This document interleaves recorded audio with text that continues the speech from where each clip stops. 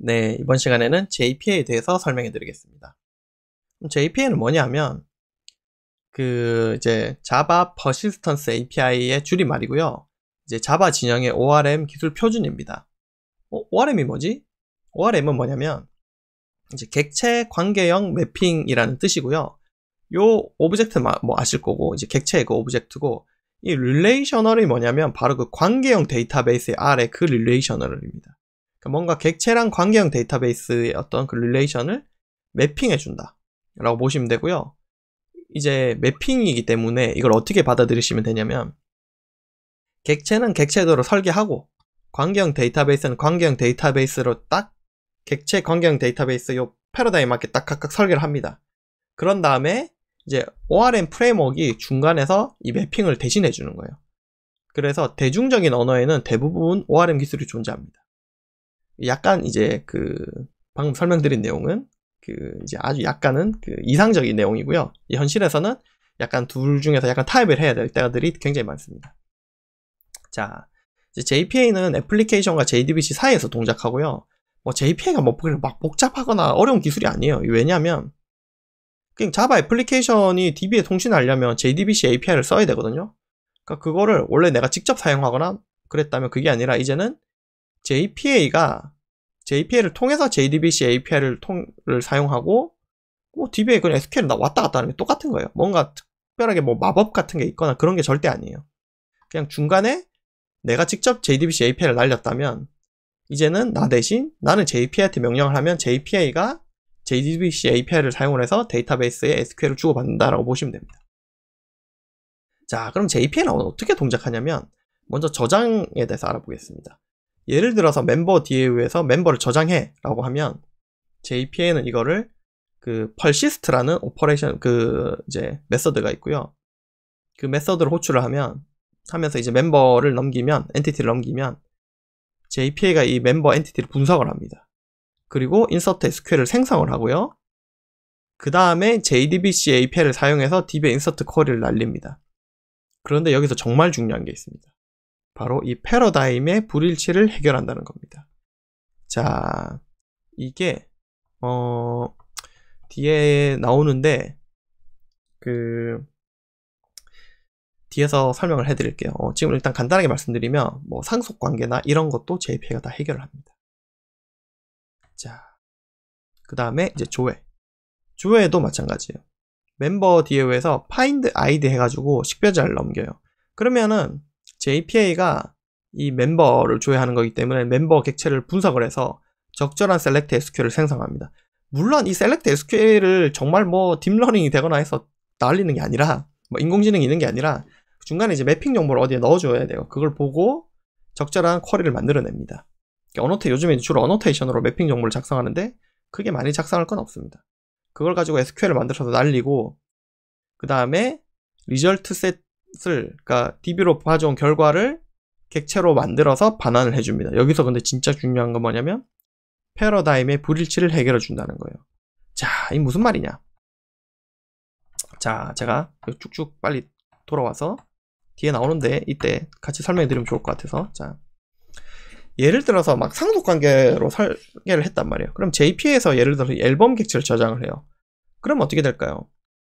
앨범 객체 일단 저장하려면 이 객체를 분해해서 인서트문을 2번 날려야 됩니다. 앨범 insert into, 아이템 insert into. JPA에서는 앨범 객체를 저장만 하면 JPA가 자동으로 insert into 앨범, insert into 아이템문을 분리해서 넣어줍니다. 그 다음 조회. 예를 들어서 제가 앨범 객체를 조회하고 싶어요. 그럼 어떻게 해야 되나요? 앨범과 아이템을 조인해서 가져와야 되죠.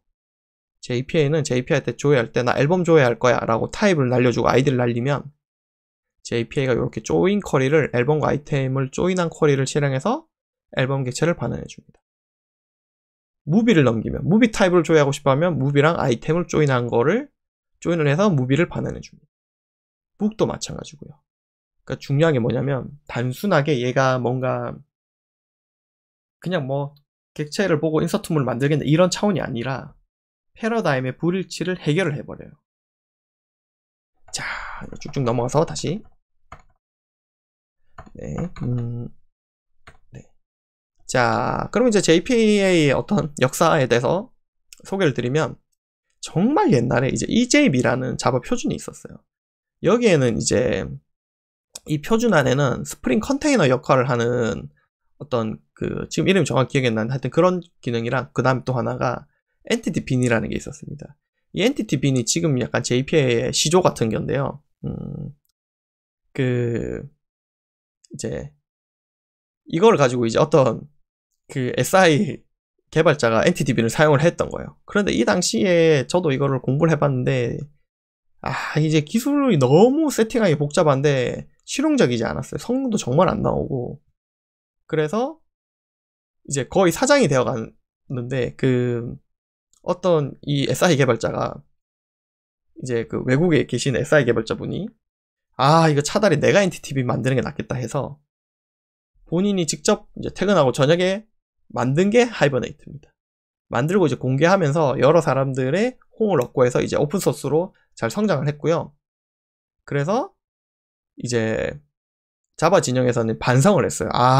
이게 EJB 엔티티 빈을 우리가 너무 설계를 잘못했다. 그래서 이 하이버네이트를 만든 사람이 이제 개빈 킹인데 개빈 킹을 잡아와서 잡아왔다는 표현은 좀 그렇긴 한데 데려와서 JPA라는 자바 표준을 만듭니다. 개빈 킹, JPA 표준 보시면 옛날에 하이버네이트랑 거의 복붙이에요. 복사 붙이기 수준이에요. 그런데 이제 중요한 건 뭐냐면 복사 붙이기를 넘어서서 사실 표준이 만들어진다 거의 장점은 뭐냐면 굉장히 많은 사람들이 참여를 하면서 스펙이 딱 정제가 돼요. 굉장히 오랜 기간 동안. 그래서 스펙이 정말 깎여서 여러 사람들이 공감할 수 있는 잘 정제된 표준이 만들어졌고 그게 바로 JPA입니다. 그래서 이제 JPA가 왜 좋고 이렇게까지 잘 융성하고 있냐면 저는 이제 그거라고 보거든요. 뭔가 이게 오픈소스에서 표준이 나온 거예요. 결과적으로는 이게.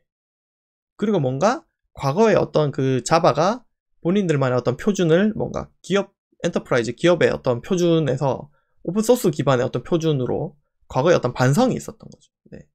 그러니까 그런 것들을 봐도 이게 되게 뭔가 실용적인 어떤 것과 뭔가 어떤 표준화 하려는 게 잘 버무려서 나온 표준 스펙이라고 보시면 될 것 같아요. 네. 자, 그리고 이제 참고로 이때 또 재밌는 게 하나 있습니다. 이제 엔티티 빈 말고 EJB에 또 한 개 더 있습니다.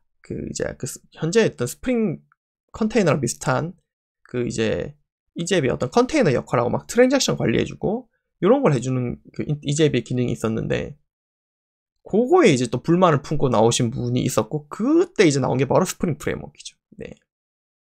아무튼 요런 것들 보면은 이제 재미가 있습니다.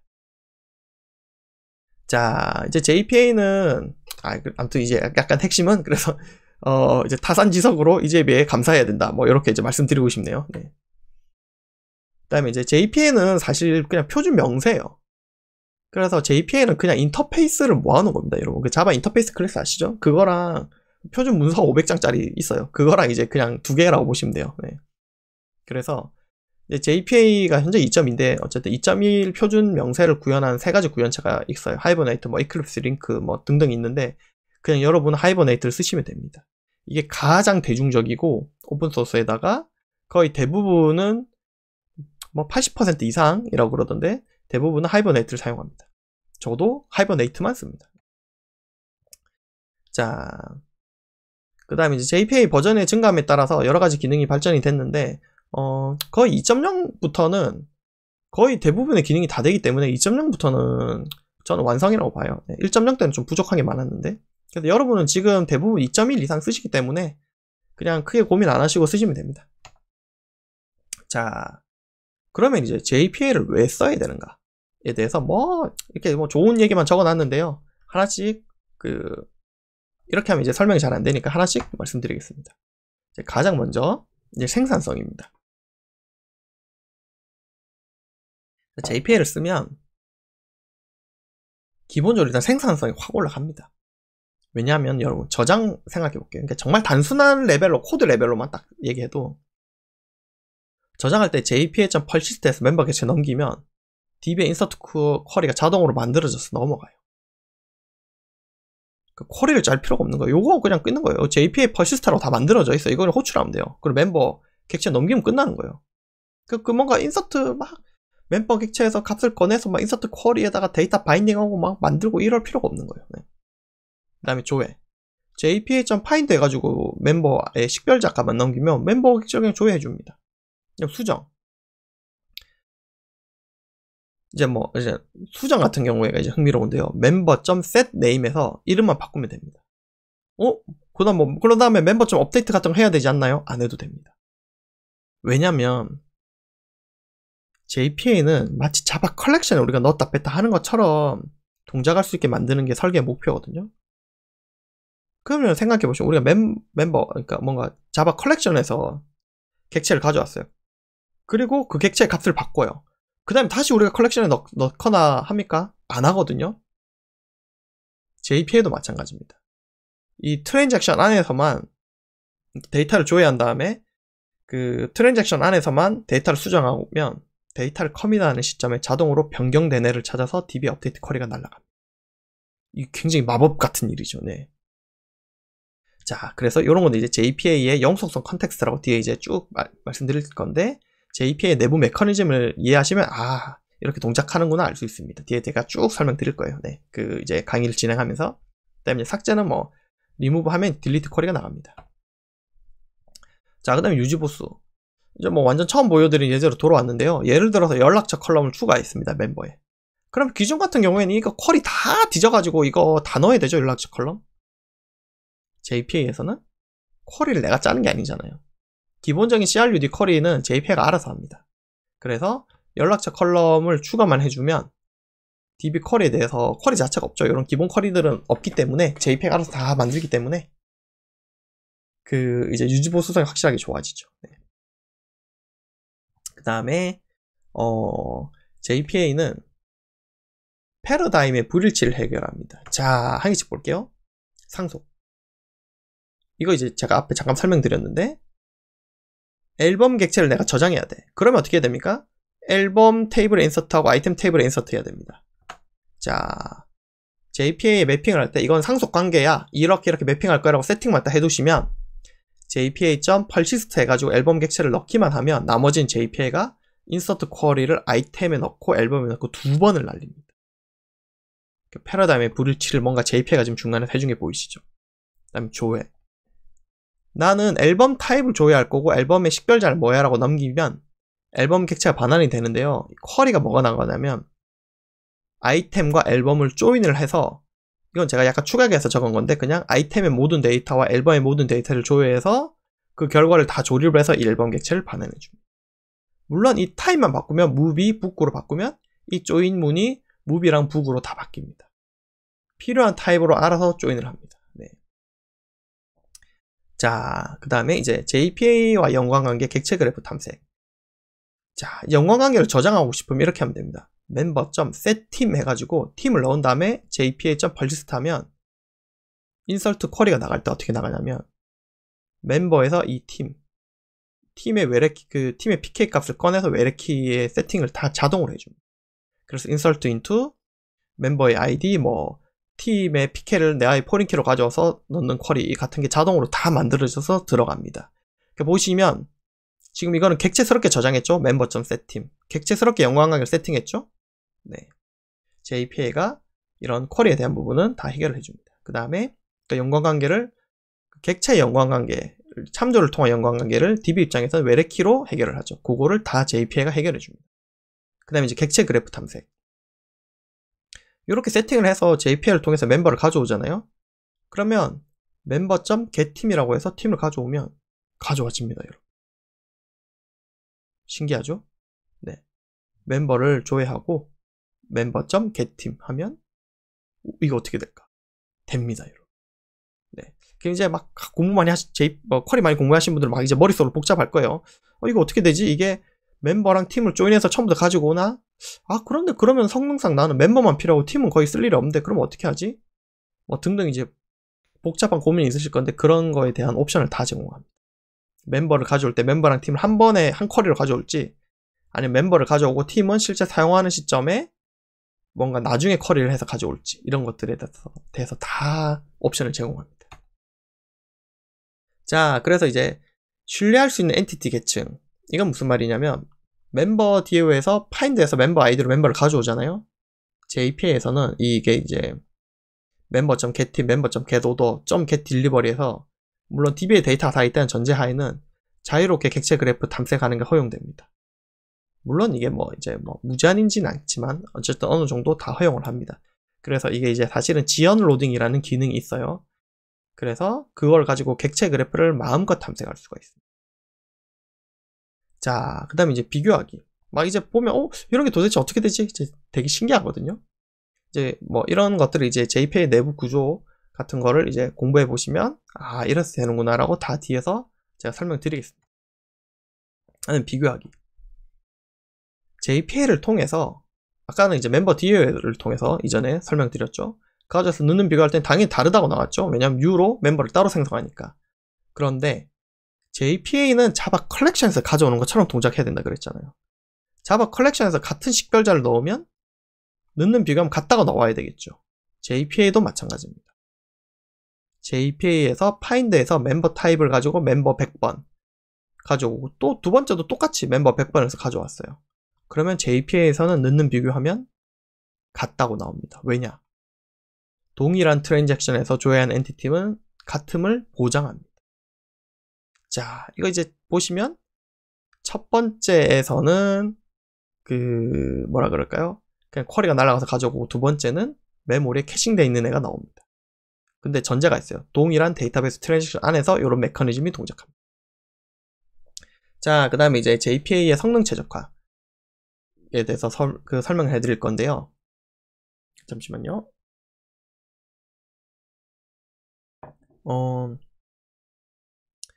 이제 처음 JPA를 쓰시면 이제 그런 고민이 들어요. 과연 성능이 나올까?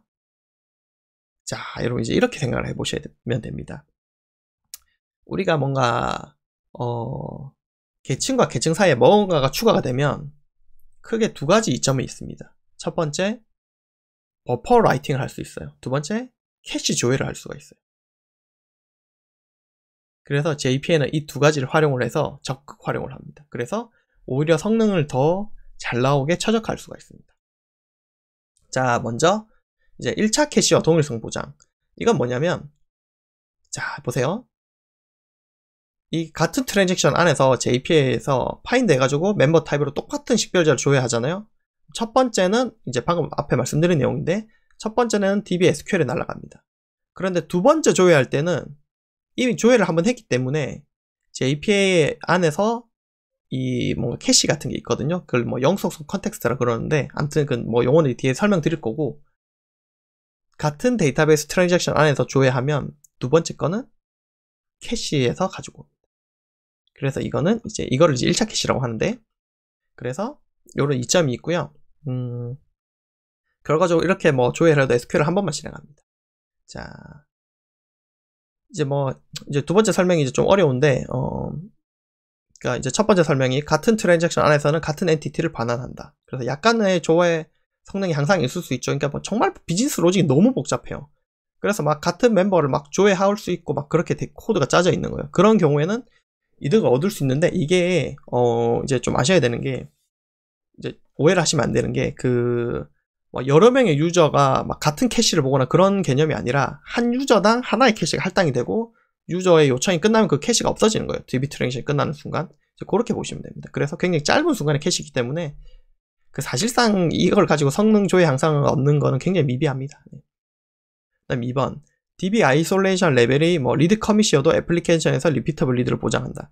요거는 이제 데이터베이스 아이솔레이션 레벨에 대해서 이해하셔야 되는데, 이해하셔야 이거 설명드리는 걸 이해할 수가 있는데, 요건 좀 어려운 내용이어서 그냥 넘어갈게요. 네. 자, 그 다음에 사실 이번에 대해서는 크게 몰라도 개발하는데 크게 지장이 없습니다. 네. 이거에 대해서 그래도 정리를 해드리면, DB 아이솔레이션 레벨이 높아질수록 성능이 떨어지거든요. DB 동시성이. 이거를 이제 2단계로 줄여도 1, 2, 3, 4단계가 있는데, 이제 3단계 내를 2단계로 줄여도 이 JPA 애플리케이션에서 3단계까지 보장을 해줍니다. repeatable read라고 이제 읽었던 애를 반복 읽기가 가능하게 해주는 게 있습니다. 네. 그냥, 그런 게 있구나 하고 넘어가시면 됩니다. 자, 그 다음에 트랜잭션을 지원하는 쓰기 지연 인서트라는 게 있는데요. 자, 이제 이번에는 버퍼 라이트. 버퍼에 딱 모아서 라이트를 한 방에 딱 하는 건데요. 트랜잭션을 커밋할 때까지 인서트 SQ를 JPA는 모아요. 자, 이제 예제 코드가 여기 있는데요. 자, 보세요. 트랜잭션을 시작을 한 다음에 em.persist가 이제 JPA에서는 DB에 이제 저장해라라고 명령하는 거거든요. 그럼 JPA에서 어떻게 하냐면 멤버 ABC를 딱 저장하면 이 A, B, C를 저장할 때까지 이 em.persist를 한 번, 두 번, 세 번 호출할 때까지 인서트 문을 DB에 안 보내요. 언제 보내냐? 트랜잭션을 커밋을 하는 순간에 얘를 한 방에 쿼리 3번을 모아서 보내고 그 다음에 트랜잭션을 딱 커밋해 버립니다. 사실 DB는 트랜잭션 커밋 안 하면 아무 소용이 없잖아요. 그래서 이거를 뭐 따로 네트워크를 한 번 보내고 커밋을 하든 여기까지 쭉 왔을 때 이 3개를 한 번에 DB에 보내고 커밋을 하든 결과가 똑같습니다. 커밋을 안 하면 아무 소용이 없거든요. 네. 그래서 JPA에서 그 이제 뭐 하이버네트 옵션이 있는데 그 옵션을 딱 키면 어떻게 되냐면 JDBC의 배치 SQL이라는 기능이 있어요. 그걸 가지고 이 인서트 쿼리 3개를 모아서 한 네트워크에 태워서 보내버립니다. 그리고 커밋을 딱 때리는 거죠. 그러니까 진짜 버퍼 라이트가 되는 거예요. 네트워크이 이거를 이런 최적화를 하려면 정말 어렵거든요. 근데 JPA는 그냥 옵션 하나만 키면 이런 최적화를 해줍니다. 네. 그러니까 원래대로는 네트워크를 한 번, 두 번, 세 번 타고 커밋이 돼야 되는데 모아서 네트워크를 한 번 딱 타고 커밋할 수 있는 거예요. 이런 게 이제 굉장히 큰 배치 애플리케이션을 짤 때는 크게 도움이 되죠. 자, 그 다음에 이제 뭐 트랜잭션을 지원하는 쓰기 지원 업데이트라는 게 있는데요. 뭐 이거는 그냥 뭐 이런 내용이 있구나 하고 그냥 넘어가시면 됩니다. 네. 자, 그 다음에 이제 지연 로딩과 즉시 로딩.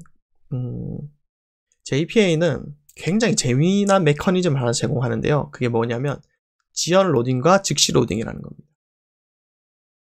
지연 로딩은 뭐냐면 자, 객체가 실제 사용될 때 로딩하는 거고요. 즉시 로딩은 처음부터 조인 쿼리로 한 번에 연관된 애를 다 줘야 하는 거예요. 자, 이거 약간 말로 설명하는 것보다 결국 이제 개발자는 코드로 설명을 해야 이해가 되죠. 자, 먼저 지연 로딩에 대해서 설명해 드릴게요. 자, 예를 들어서 내가 멤버 DL을 통해서 멤버를 가져왔어요. 그런데 멤버를 가져오는 시점에는 멤버만 딱 가져오고 싶은 거예요. 팀에 대한 데이터는 안 가져오고 싶어요. 팀에 대한 데이터를 뭔가 팀을 실제 사용하는 시점에 가져오고 싶어요. 그거를 지연 로딩이라고 부릅니다. 최대한 지연해서 로딩하는 거고요. 보시면 멤버를 조회할 때는 쿼리가 select start from member에서 멤버만 가져옵니다. 그 다음에 member.get팀에서 팀을 가져왔죠.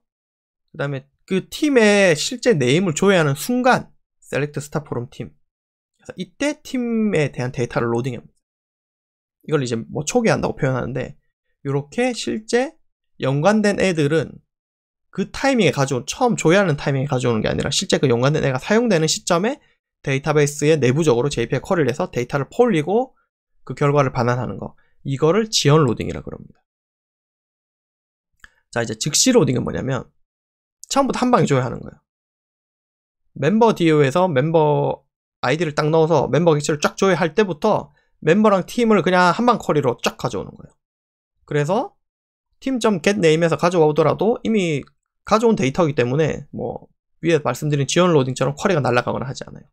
자, 이제 이 두 가지가 다 비즈니스 상황에 따라서 두 가지가 다 맞아요. 예를 들어서 애플리케이션을 코딩을 했는데 한 99%의 확률로 거의 멤버는 쓰이는데 팀은 거의 안 쓰이는 거예요. 그러면 멤버는 가져오고 팀은 꼭 필요할 때 지연 로딩 하는 게 훨씬 낫겠죠. 대부분은 이제 멤버의 데이터만 필요하고 팀의 데이터를 같이 쓸 일이 거의 없는 거예요. 그러면 멤버만 가져오고 팀은 꼭 필요할 때만 이렇게 따로 쿼리가 날아가는 게 낫겠죠. 그런데 멤버를 가져오면 대부분 팀 데이터를 쓰는 거예요. 애플리케이션은 한 90% 이상. 그러면 이제 어떤 고민을 해야 되냐면 차라리 멤버 가져올 때 한 방에 팀을 가져오는 게 훨씬 효율적이죠. 왜냐하면 네트워크를 타는 것 자체가 줄어드니까. 아무래도 한 방 쿼리가 여러분 강력하죠. 자, 만약에 이제 여러분이 개발했는데 처음에 이런 식으로 개발을 했어요. 그냥 이제 JPL 안 썼다 치고 멤버를 가지고 왔었고 팀을 따로 가져왔어요. 이렇게 쿼리를 짰는데 애플리케이션을 막 다 개발해놨단 말이에요. 그런데 나중에 막 성능 테스트를 하니까 쿼리가 너무 많이 나가서 성능이 막 기대한 만큼 안 나오는 거예요. 그래서 멤버를 조회할 땐 팀을 함께 조회해야 되겠다라고 튜닝을 하고 싶어요. 그럼 어떻게 하냐요? 쿼리 또 바꿔서 다시 짜고 로직 다 뜯어야 되죠. JPA에서는 옵션 하나만 살짝 딱 바꿔주면, 그러니까 멤버를 조회할 땐 항상 팀을 같이 조회라고 옵션을 딱 넣어주면 쿼리가 그냥 바뀝니다. 여러분, 이렇게. 기존에 정말 몇 시간 걸려서 튜닝하던 걸 정말 몇 초 만에 튜닝할 수도 있습니다. 자, 그래서 JPA가 이제 가지는 이런 지연 로딩과 즉시 로딩을 활용을 해서 굉장히 많은 것들을 할 수가 있고요. 이제 그 마지막 장표네요. 제가 이제 ORM을 공부하는 분들께 꼭 강조하는 건데요. ORM은 이제 객체와 관계형 데이터베이스라는 그 두 기둥 위에 있는 기술이에요. 그러니까 뭔가 객체지향스럽게 코드는 작성하고 싶은데 DB가 관계형 DB예요. 그러면 객체지향스럽게 거의 못 사용하거든요. 왜냐면 중간에 매핑하는 게 너무 힘들어요. 중간에 뭔가 객체를 쿼리로 바꾸고 이게 진짜 힘들거든요. 그래서 대부분 그 ROI가 안 나오기 때문에 포기해요. 저도 옛날에 그랬고. 그런데 이제 ORM이라는 기술을 쓰면 이제 대부분 대중적인 언어에는 ORM들이 다 있어요. ORM이라는 걸 쓰면 그 간극을 ORM 프레임워크가 메워주죠. 그래서 나는 좀 더 객체지향적으로 코드를 작성할 수 있는 거예요. 그런데 이거는 되게 이론적인 내용이고, 여러분 이제 실무에서는 기승전 DB거든요. 장애의 90%는 여러분 DB에서 납니다. 성능의 90%도 DB에서 나요. 왜냐면 우리가 작성한 웹 어플리케이션, 서버 어플리케이션은 대부분 데이터 중심적인 어떤 과제들을 수행하는 게 많아요. 데이터를 얼마나 빨리 조회하고 데이터를 얼마나 잘 저장하냐, 안전하게 보관하냐가 관건이란 말이에요. 그렇기 때문에 제가 꼭 강조하고 싶은 거는, 여러분, 시간이 지나면 자바도 없어지고 객체도 없어지고 다 없어져요. 그런데 데이터는 안 없어지거든요. 그러니까 뭐 자바라는 게 스칼라나 뭐 코틀린이나 뭐 다른 걸로 바뀔 수 있어요. 뭐 타입스크립트 같은 걸로 바뀔 수도 있겠죠. 그런데 이 관계형 DB가 바뀔 확률은 그거보다 훨씬 없어요. 거의 회사가 망하지 않는 이상은 이 데이터가 쉽게 바뀌지 않아요. 아니면 완전 새로 프로젝트를 다 갈아내지 않는 이상. 그렇기 때문에 관계형 DB를 잘 다루는 게 여러분 정말 중요합니다. 결국 저도 이제 실무에서 여러 프로젝트를 하는데, 결국 대부분은 관계형 DB를 설계를 또 할 줄 알고 객체지향 설계를 또 할 줄 알아야 이제 ORM이라는 걸 쓸 수 있는 거지. 뭔가 나는 애플리케이션 개발이 좋아, 그래서 뭔가 ORM으로 다 그런 걸 메울 거야 라고 하시면 그건 완전 이제 오판 하신 겁니다. 네. RDB에 대해서도 굉장히 깊게 알아야 되고, 이제 객체에 대해서도 잘 아시는 분이 이제 ORM을 쓰는 게 맞다고 봐요. 네. 그래서 결국 A가 중요해요, B가 중요해라고 하면 사실 질문에 답이 있다고, 둘 다 중요하기 때문에 물어본 거거든요. 그러니까 둘 다 하셔야 됩니다. 네. 이제 주니어분들한테는 약간 절망적일 수 있는데, 관계형 DB에 대해서 정말 열심히 공부하셔야 됩니다. 네. 시간이 갈수록 더 중요해질 거예요. 네. 그리고 객체 지향이나 이런 부분도 정말 중요합니다. 그래서 두 가지를 다 공부하셔서 이제 그 위에 ORM을 잘 씌우셔가지고 이제 즐겁고 이제 신나는 개발하셨으면 좋겠습니다. 감사합니다.